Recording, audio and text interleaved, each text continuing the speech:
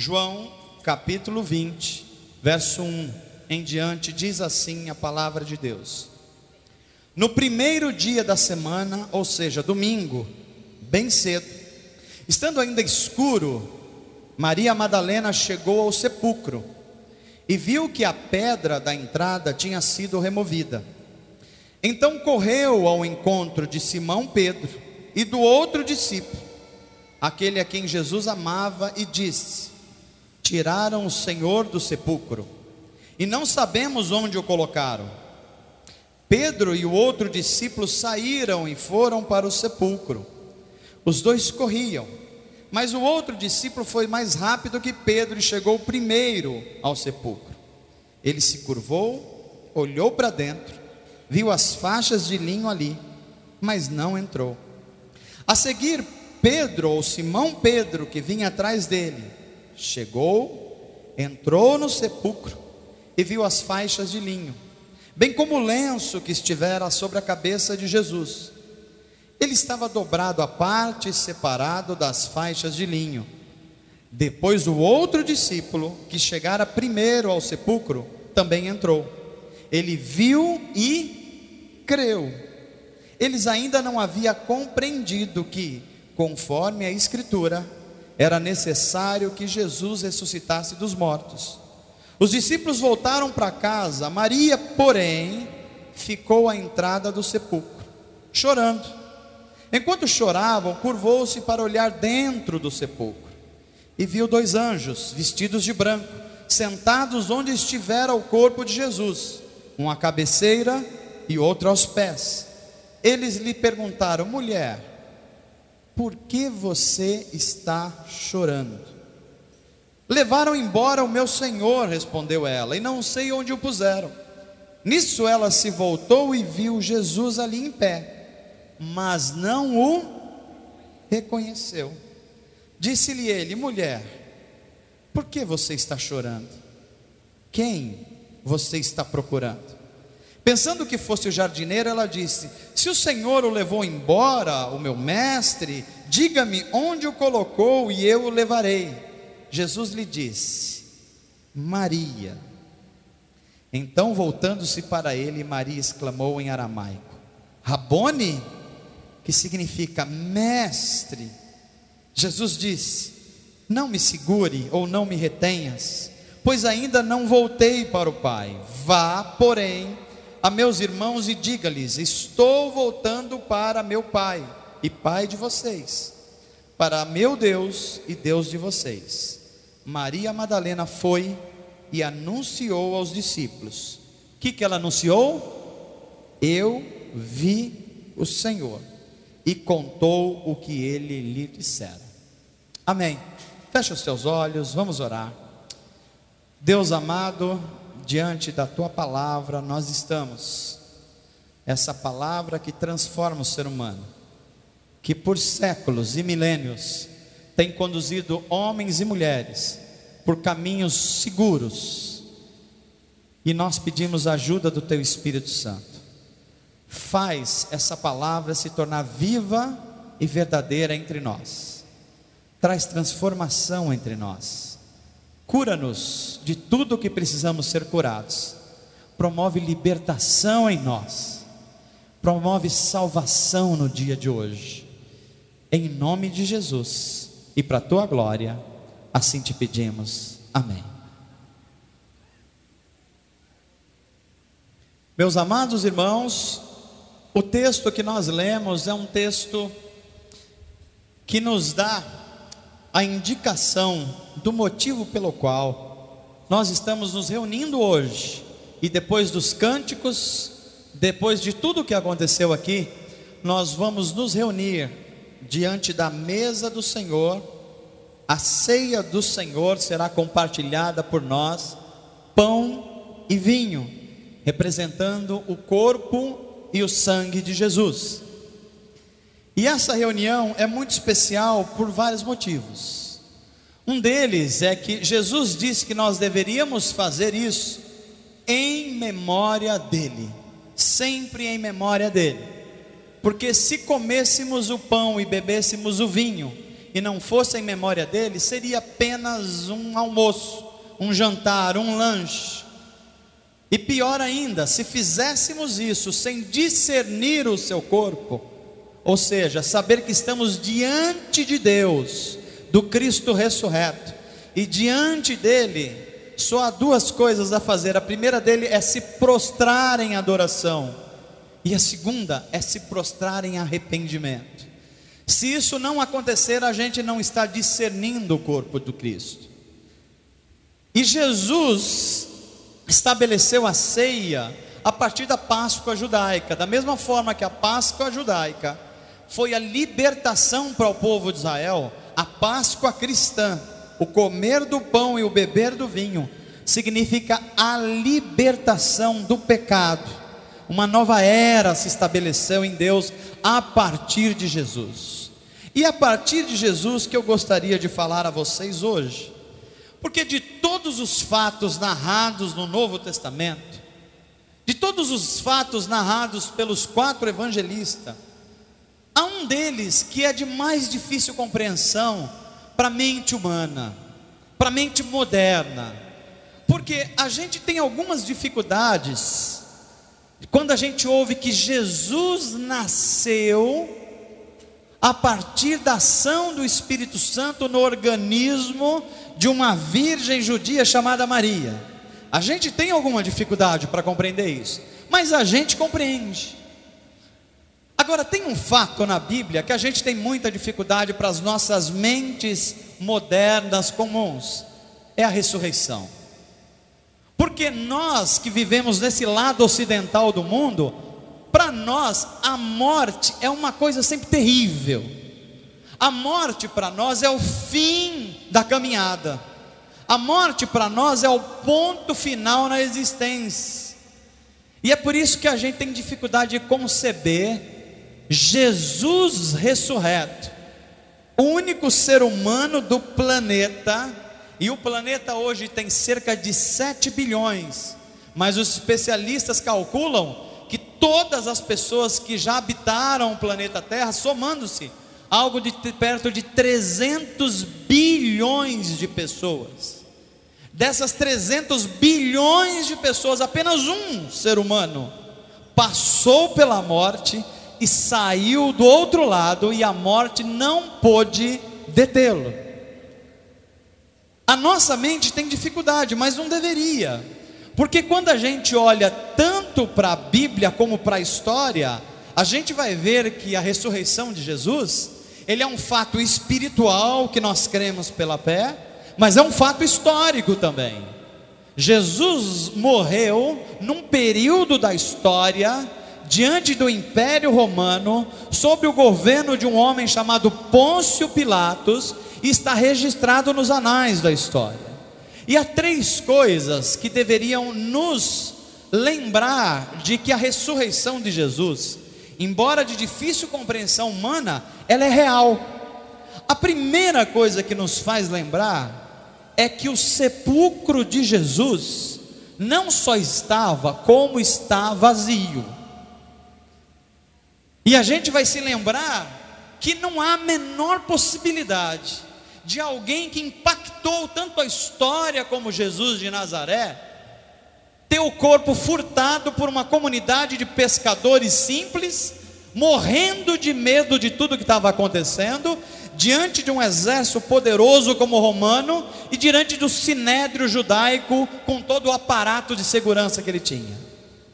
Então a questão real é: o sepulcro estava, e até hoje nenhum arqueólogo, nenhuma área da ciência humana pôde identificar o corpo de Jesus, simplesmente porque ele não está lá. Esse é o primeiro fato. O segundo é que depois da ressurreição, muitas pessoas viram Jesus. Eu não sei se você está acostumado com esse texto bíblico, mas Maria Madalena foi a primeira a ver o Mestre. Depois Pedro e João também o viram. Depois outros discípulos, e teve numa vez só que 500 pessoas viram Jesus ressurreto de uma vez só. Então, mais uma prova da ressurreição é pessoas viram Cristo ressurreto após a sua ressurreição. Mas eu queria falar de um terceiro motivo pelo qual a ressurreição deve ser uma realidade para nós. E esse terceiro motivo é porque após a ressurreição de Jesus, as primeiras pessoas que tiveram contato com Jesus ressurreto nunca mais foram as mesmas. Pessoas simples como Maria Madalena se tornou uma mulher extraordinária. Um pescador simples como Pedro, que estava correndo na hora da crucificação com medo, agora se torna um dos mais intrépidos e corajosos homens, e se levanta diante dos judeus e disse assim: esse Jesus que vocês mataram, Deus o ressuscitou. Ele perde completamente o medo de tudo e de todos. E esse é um sinal claro que aquelas pessoas que viram Cristo ressurreto nunca mais foram as mesmas pessoas.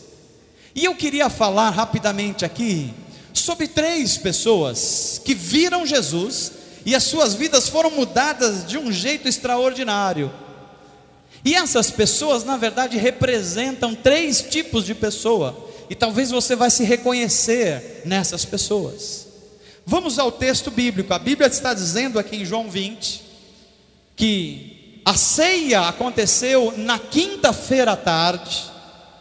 Jesus morre em que dia? Que dia que Jesus morre? Na sexta-feira. Sábado ninguém poderia ir ao túmulo porque é um dia sagrado para os judeus. Então Jesus permanece lá o sábado, que os católicos chamam de sábado do dia de aleluia. No domingo de manhã, uma mulher chamada Maria Madalena se levanta bem cedo, chama outras mulheres, e ela toda chorosa, marcada pelo testemunho que aconteceu de transformação na vida dela, ela vai ao túmulo de Jesus.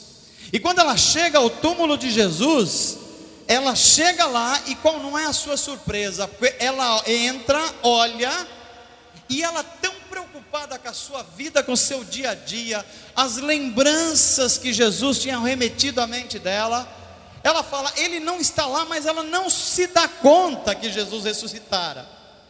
E ela volta correndo, vai lá onde estão os discípulos, procura os principais discípulos de Jesus, acha Pedro e João, e diz: João, Pedro, Jesus não está lá. E esses 2 homens começam a correr, e é muito interessante o que acontece aqui.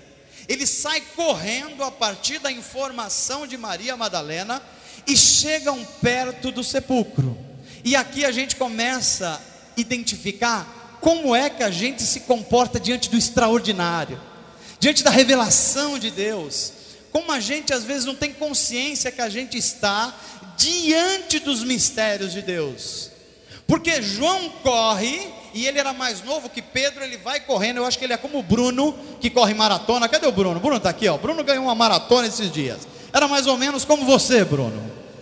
Ele corre mais que Pedro porque é mais novo e chega na frente de Pedro. Mas ele chega e não entra. Mais atrás vem Pedro, já com seus, sei lá, uns 30 e poucos, mais pesadão, mais cansadão, vem mais lento. Pedro chega depois, vê João parado, mas ele aproveita a oportunidade e entra, e vai ver o que está acontecendo lá dentro do sepulcro. E aí começam a aparecer aqui alguns tipos de espiritualidade, que é um pouco o que acontece conosco. E eu queria compartilhar com vocês aqui alguns princípios espirituais que estavam acontecendo com Pedro, com João e com Maria Madalena. E o primeiro princípio é que eu aprendo, que às vezes é que a gente está diante do sagrado, diante do próprio Deus se revelando, e a gente não é capaz de perceber isso. Diga assim, quem está perto de você, fala assim: às vezes você está diante do sagrado, do divino, mas não consegue enxergar.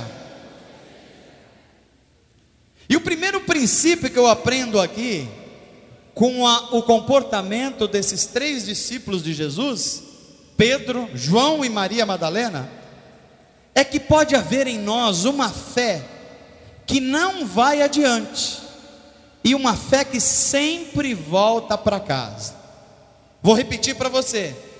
João e Pedro experimentou uma fé imatura, que era aquela fé que nunca vai adiante. É uma fé que sempre está voltando atrás em algum momento da vida. É o tipo de espiritualidade que é mostrado na imaturidade desses 2 discípulos. Veja o que acontece. Maria Madalena é a primeira pessoa que vê, volta para avisar os discípulos, saem disparada, eles ouvem, voltam correndo para onde está o túmulo. Mas João primeiro, ele chega diante do mistério, daquilo que os profetas haviam falado em toda a escritura, e ele não consegue ir adiante. E ele para na frente e fica aguardando. Vem Pedro correndo, passa por João e entra. Mas João, que ficou parado, está com a sua fé tão prejudicada como Pedro que entrou. Porque Pedro foi capaz de entrar no sepulcro, mas não foi capaz de discernir o que estava acontecendo no sepulcro. E aí a gente começa a associar a nossa vida à vida desses 2 discípulos. João é aquele que corre, é aquele que faz as coisas tudo na frente, tudo mais rápido que os outros. É quando a gente está no começo da nossa fé, que a gente vai mais no culto, não é assim? É quando a gente está meio apaixonado pelas coisas de Deus, e você está sempre disposto a fazer, você corre mais rápido que os outros. Quando a gente está no começo da nossa fé, a gente olha para as pessoas mais velhas e fala assim: essa pessoa está muito parada, ela já perdeu o primeiro amor. É o que estava acontecendo com João. Só que na hora que ele chega, naquele momento que ele vai dar um salto de fé, que os mistérios de Deus vão ser revelados na ressurreição de Jesus, ele para, isso é um tipo de espiritualidade. Talvez alguns de nós estamos vivendo essa espiritualidade de João. A gente é mais rápido, a gente corre, mas na hora que Deus quer se revelar a nós, nós paramos. Em seguida vem Pedro, e Pedro já representa uma espiritualidade que a gente está mais devagar um pouco, mas mais consciente. Tem um ditado africano que diz assim: se você quiser ir rápido, vá sozinho.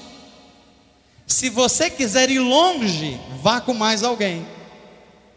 Eu queria que você repetisse isso comigo, para você se lembrar na sua caminhada.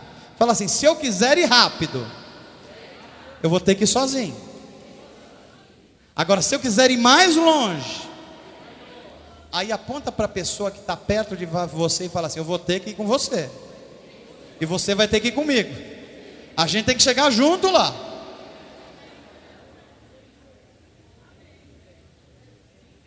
Aqui entre João e Pedro houve um descompasso. Mas Pedro é aquela pessoa que a idade já tinha chegado mais, já estava um pouco mais consciente, então ele vai mais devagar, porque ele quer chegar. E quando ele chega, ele entra para dentro do sepulcro. Mas Pedro mostra um outro tipo de fé, uma fé imatura, no sentido de que ele chegou lá, ele viu que havia uma coisa nova, e ele queria saber o que era a revelação de Deus. Mas na hora que estava diante dessa revelação, ele não teve discernimento. Olha o que acontece com Pedro. Pedro foi capaz de ver o lençol, Pedro foi capaz de ver o tirante que estava na cabeça de Jesus, Pedro foi capaz de ver o túmulo vazio, mas foi incapaz de se lembrar que Jesus tinha dito que ele ia ressuscitar. Sabe o que significa isso? É uma fé que só é voltada para os elementos da religião. Às vezes a gente consegue identificar na nossa vida tudo que é elemento. A gente usa a Bíblia, a gente usa inários, a gente usa instrumentos especiais, a gente gosta dos elementos da religião, a gente tem uma Bíblia que é mais estimada para a gente guarda, a gente é capaz de enxergar tudo isso, mas não é capaz de enxergar e viver o Cristo ressurreto, que está lá e que gera vida em nós. Diga assim comigo: Senhor Jesus, me ajuda a não ser apenas como João. Eu quero entrar nos teus mistérios, mas me ajuda a ser mais do que Pedro, no sentido de entrar nos teus mistérios, mas eu quero discernimento, eu quero ver Jesus ressurreto.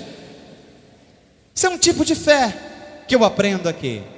É uma fé que vai mostrar que ao final eles olham o túmulo, Maria Madalena está lá, João fica meio desanimado, Pedro também. Eles olham para o outro e falam: olha, a gente já viu tudo aqui, eu acho que roubaram o corpo do nosso mestre, deve ser os romanos ou deve ser uma ordem do Sinédrio. Então vamos fazer o seguinte: acabou tudo, João, vamos voltar para as nossas casas de novo, vamos voltar para a nossa pescaria de novo, a gente tem um negócio das pescas, vamos voltar para a nossa vida normal. Isso é um tipo de espiritualidade em que Deus está te revelando, Deus está se mostrando, dando a oportunidade para você passar do nível do sobrenatural, mas a gente não consegue ver o Cristo ressurreto, e aí a gente volta sempre para o ponto do começo. Pessoas que estão vivendo essa espiritualidade, ou estão como João, que correm, daqui a pouco se cansam e param no seu relacionamento com Deus, ou estão como Pedro, que até vão mais devagar, mas na hora que estão diante de Deus, as outras coisas roubam a atenção dele, e ele não consegue ver Jesus ressuscitado. Diga assim comigo: Senhor Jesus, me ensina isso, diante dos teus mistérios, não quero que mais nada me chame a atenção, eu quero ver o Senhor ressurreto, trazendo vida para a minha vida. Você crê nisso? Você pode aplaudir ao Senhor? Glória a Deus, glória a Deus. Esse é um tipo de fé e de espiritualidade.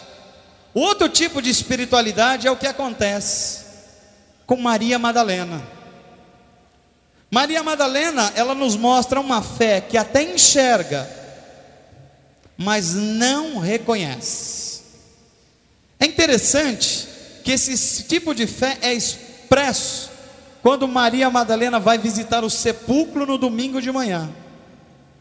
Ela olha para o sepulcro está vazio, e essa mulher é digna de muitos elogios. Olha, essa é um tipo de mulheres que enche assim o nosso coração de alegria, saber que existe pessoas assim, porque foi a única entre os discípulos, e ainda uma mulher, que teve coragem de ir no domingo de manhã no sepulcro de Jesus. Mulher, aliás, coragem é um atributo de mulher, não é não? Tem mulheres corajosas aqui?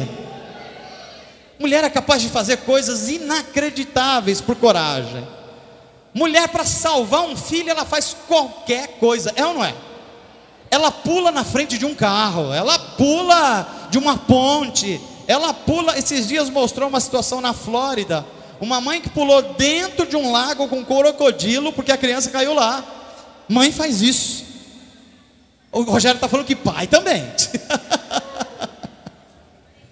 Porque mulher tem esse instinto de vida dentro dela.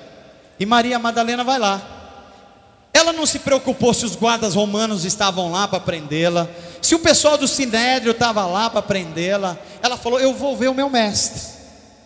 Mas embora a fé dessa mulher fosse uma fé proativa, de coragem em ação, era uma fé que estava baseada mais na gratidão do que no discernimento. Porque a Bíblia vai dizer que essa mulher chega lá, ela começa a identificar as coisas, e ela começa a ver um monte de coisas, mas não consegue ver também o principal. O que acontece com Maria Madalena é o que acontece com muitos de nós. Presta atenção no que eu vou falar, que muitos de nós têm uma fé que ela é grata diante de Deus. É uma fé que a gente olha para trás e fala assim: puxa, quanto Deus já fez na minha vida. Deus já fez coisas grandes na sua vida? Você não tem gratidão no seu coração? Mas eu quero dizer para você hoje que isso não basta no relacionamento com Deus, porque isso Maria Madalena também tinha. Ela foi ver Jesus domingo de manhã, não porque havia uma consciência que Jesus ia ressuscitar, Ela foi ver Jesus de manhã porque Jesus tinha feito coisas incríveis na vida daquela mulher e ela era grata. Era uma mulher cuja reputação era duvidosa, e Jesus trouxe ela de novo para ser uma das suas discípulas, e aí ela recuperou a sua dignidade, ela era grata. Maria Madalena era grata a Jesus porque Jesus havia expelido dela 7 demônios, e ela era grata a Jesus. É como a gente aqui. A gente não é grata a Jesus porque Ele deu uma casa para você. Você não é grata a Ele? A gente não é grato porque Jesus deu um bom emprego para a gente? A gente é grato porque Ele nos deu saúde, nos deu filhos. Mas a nossa fé pode estar limitada a só isso. Então ela vai lá para o túmulo não porque ela crê que Jesus vai ser o Cristo ressurreto. Ela vai lá porque ela faz como a gente faz assim: olha, Deus fez tanta coisa por mim que eu preciso fazer alguma coisa para Ele. Eu tenho acompanhado muita gente assim: pastor, olha, eu preciso fazer uma coisa porque Deus é tão bom para mim. Se Ele me fez tanta coisa que eu fico meio constrangido de não fazer alguma coisa para Ele. É uma fé que fala assim: olha, Deus tem sido tão bom para mim que agora, não sei, eu estou num momento que eu não vejo mais coisas novas na minha vida, mas Deus já fez tantas coisas que eu preciso ter um pouco de gratidão. Nesse momento é mais Deus que está precisando de mim do que eu precisando dele. É como se olhasse para Deus quase com dó. Falou-se: tadinho de Deus, ele vai estar no culto hoje na comunidade. Já pensou se eu não for? Já pensou se Deus está presente, só tem 5 gatos pingados? Eu estou com tanta dó de Deus que eu vou lá hoje quebrar o galho dele, vou estar lá no meio. É essa fé que está aqui. Eu vou lá, Maria Madalena, eu vou lá cuidar do túmulo de Jesus. Afinal, aqueles discípulos frouxos, homens, ficaram tudo lá. Eu vou trocar as plantas, eu vou trocar o perfume, porque esse homem fez tanto para mim que eu não posso deixar de fazer alguma coisa para ele. Sabe o que isso mostra para mim? Que às vezes a gente é capaz de olhar tudo que Deus nos deu à nossa volta, ser grato a Deus, mas nunca mais viver uma coisa nova espiritual na nossa vida. Levanta a sua mão comigo e diga assim: Senhor Jesus, eu sou grato pelo que o Senhor fez, pelo que o Senhor faz, mas eu quero ver coisas novas. Não é o Senhor que precisa de mim, sou eu que preciso do Senhor. Ensina eu ver e discernir o Cristo vivo e ressurreto na minha vida, agindo hoje, agindo amanhã, a semana que vem, o mês que vem, porque Ele está vivo na minha vida. Ele é o Cristo ressurreto, para a glória de Deus.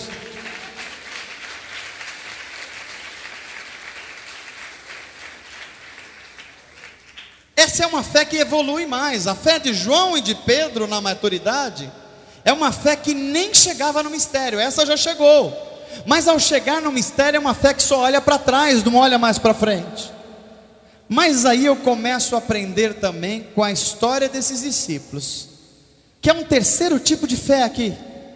É uma fé que transforma gente comum em pessoas extraordinárias. E eu queria incentivar você aqui que se acha a pessoa mais comum do mundo. Pastor, eu sou aquele tipo de pessoa que o meu dom é muito comum. Eu queria mesmo ter aqueles dons espetaculares.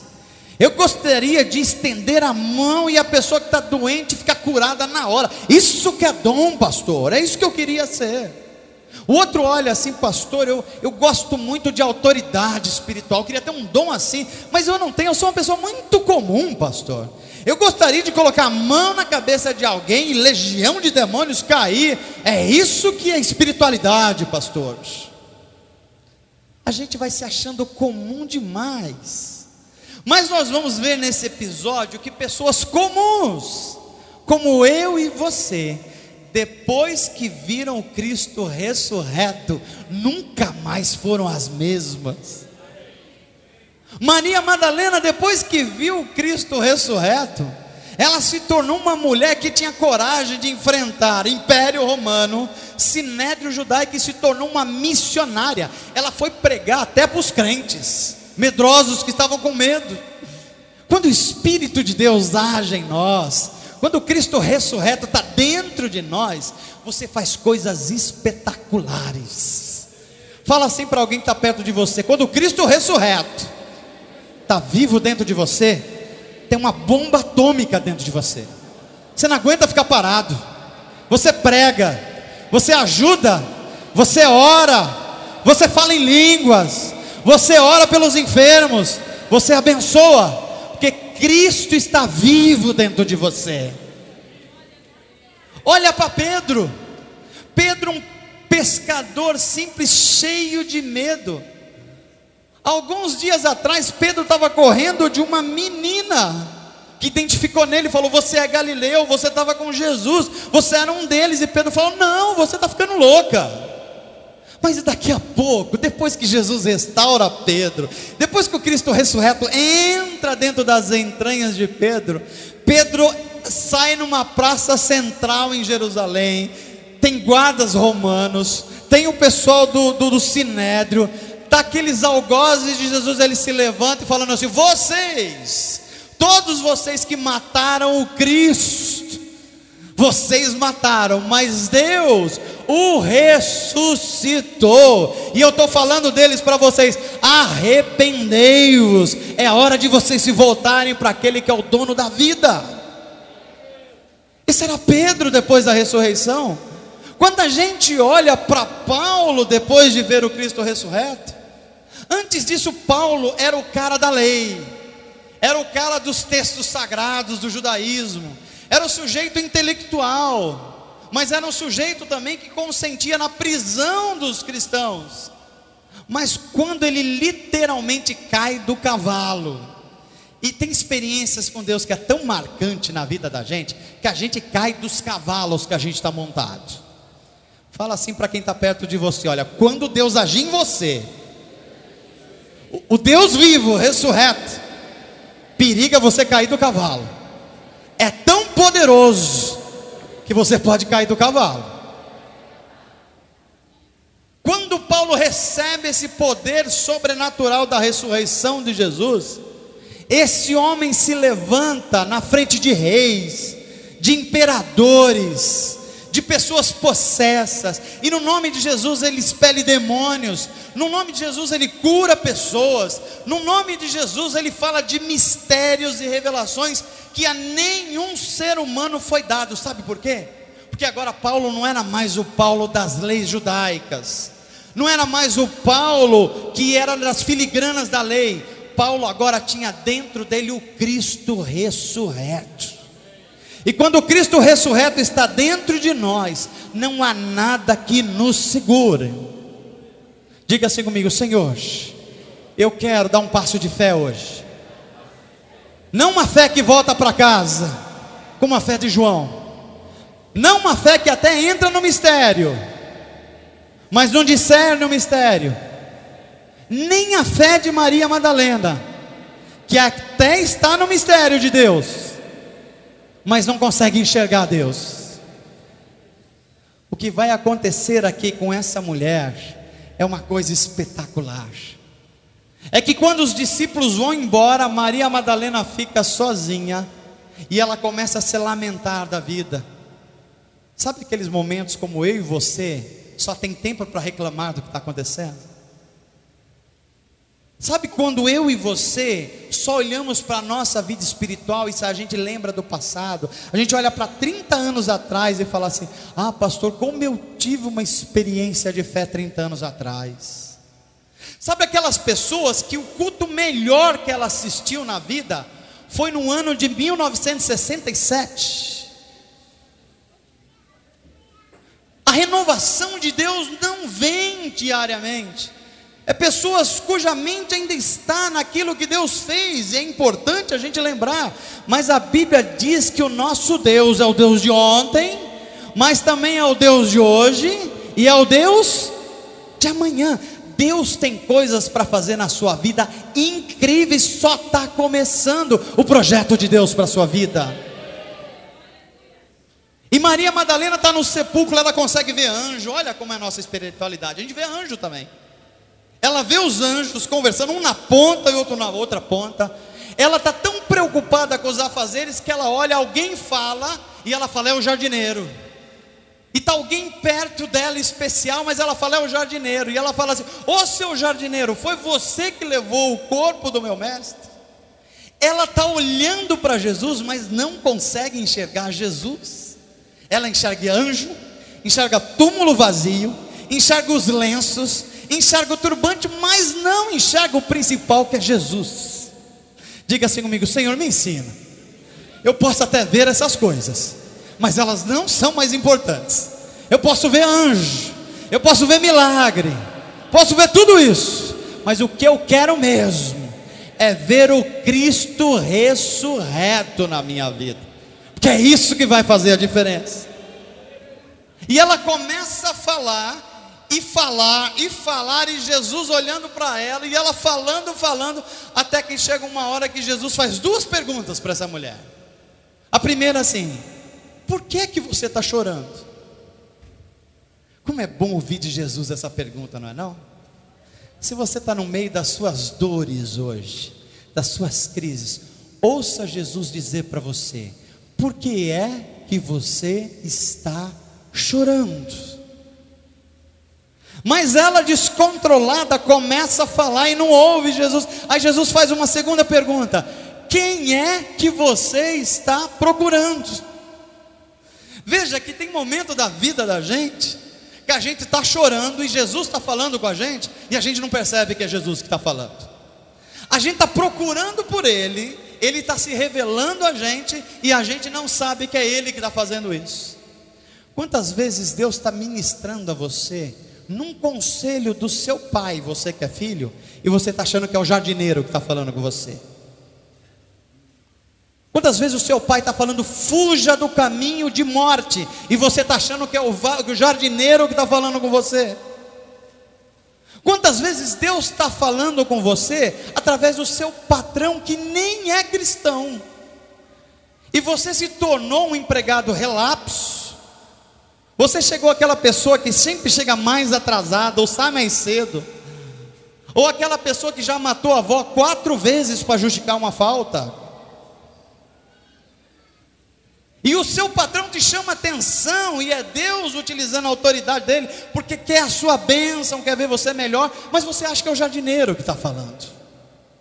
Até que chega uma hora que ela está falando, Jesus não fala mais nada e só fala o nome, Maria. E quando Jesus fala Maria, aí essa mulher cai a ficha. Tem hora que Jesus precisa chamar a gente pelo nome. Não adianta, Ele está revelando as coisas, a gente não vê, a gente acha que é o jardineiro. A gente está chorando, Ele está do nosso lado querendo se revelar, mas a gente não enxerga. Tem uma hora que Deus tem que parar e chamar João, Pedro, Beatriz, Paulo, é com você que eu estou falando. Precisa mais de alguma coisa? Eu creio que o Espírito de Deus está falando com gente aqui hoje. Precisa citar o seu nome? Ou será que você vai ouvir e discernir que é Deus que está falando com você? Ah, pastor, foi mais uma mensagem que eu ouvi hoje. Talvez na sua cabeça ainda esteja um jardineiro falando com você, mas hoje a palavra de Deus está trazendo a você o impulso do poder espiritual da ressurreição, que faz da vida de gente simples pessoas extraordinárias. Levanta sua mão assim comigo e fala assim, Senhor, faz de mim uma pessoa comum, alguém extraordinariamente tocado pelo poder da ressurreição, do Cristo ressurreto. Eu quero concluir essa mensagem dizendo que toda vez aonde chega o poder da ressurreição, a morte bate em retirada. Toda a área da vida que estiver em processo de morte, se esse Espírito da ressurreição chegar, a morte vai bater em retirada. O que é que está morrendo na sua vida? Será que é a tua saúde que está indo embora? Jesus quer trazer vida para esse momento da sua vida. Será o que está um processo de morte? É o descontrole familiar. Se o Espírito da ressurreição e vida entrar aí, a morte vai ter que sair daí. Porque Jesus diz que Ele veio porque Ele é vida. E toda vez que Jesus vem com a vida, a morte não pode ficar. Levanta sua mão e diga assim comigo: Senhor, coloca um fim. Diga mais forte: coloque um fim em todo processo de cultura de morte na minha vida. Entra com a ressurreição, entra com o poder da ressurreição, faz de novo, faz um vaso novo. Amém, gente? Porque além da vida física, Jesus quer trazer de volta a vida na sua família. Você recebe isso? Jesus quer trazer ressurreição nas suas finanças. Jesus quer trazer ressurreição na criação dos seus filhos. Jesus quer trazer ressurreição na sua vida profissional. E Jesus quer trazer ressurreição na sua vida espiritual. Ele quer fazer de pessoas comuns como nós pessoas extraordinárias. Mas ouça aqui o que eu vou falar para eu terminar. A questão é: será que como João, a gente está chegando na porta da glória de Deus, mas aí a gente para, desiste e volta para o mesmo nível de pensamento anterior? A questão é se como Pedro, a gente até vai passar da porta e entrar no lugar dos mistérios de Deus, mas chegando lá a gente não identifica e discerne o mistério de Deus.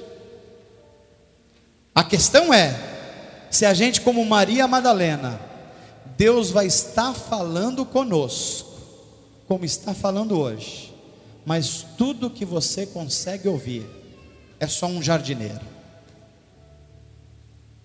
Está diante de você agora, ouvir a voz de Deus e ter vida, ou continuar tão preocupado com o que está do seu lado, que a única coisa que você enxerga é um simples jardineiro.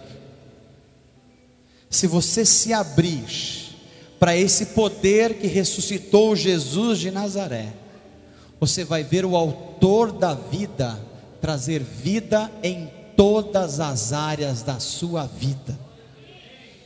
Você não vai ser mais um cristão do passado, que você só lembra do aconteceu. Vai vir dentro de você um impulso de fé, que você vai falar assim todos os dias: o melhor de Deus ainda vai acontecer. Já aconteceu um monte de coisa boa, mas tem coisas muito melhores por vir ainda. Se o Cristo ressurreto estiver dentro de você, você não vai vir para a igreja, para um ministério, para uma celebração, porque você tem dó de Deus, e se você não vir, Ele, coitado, não vai ter ninguém para adorá-lo. Mas você vai ser capaz de ouvir Deus falar com você, chamando pelo seu nome. Amém, gente? Eu termino dizendo que você pode crer no Cristo ressurreto 100%, porque Jesus disse: quem crer em mim, ainda que esteja morto, viverá.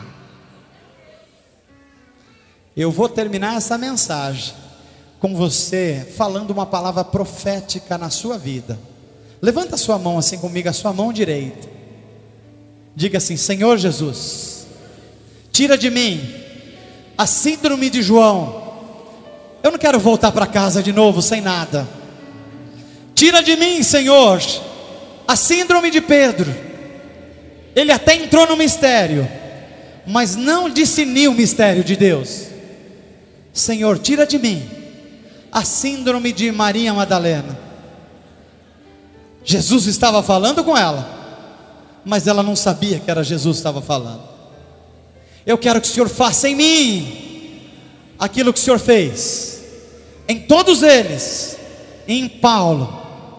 Coloca dentro de mim esse poder da ressurreição, porque eu vou viver nos próximos dias a melhor bênção, a melhor transformação, a maior libertação, a maior bênção na família, a melhor vida profissional, o melhor relacionamento, porque o Cristo ressurreto nasceu de mim, e nascendo em mim, eu não sou mais uma pessoa comum. Deus me fez alguém extraordinário, para a glória de Deus. Amém, amém e amém. Glória a Deus.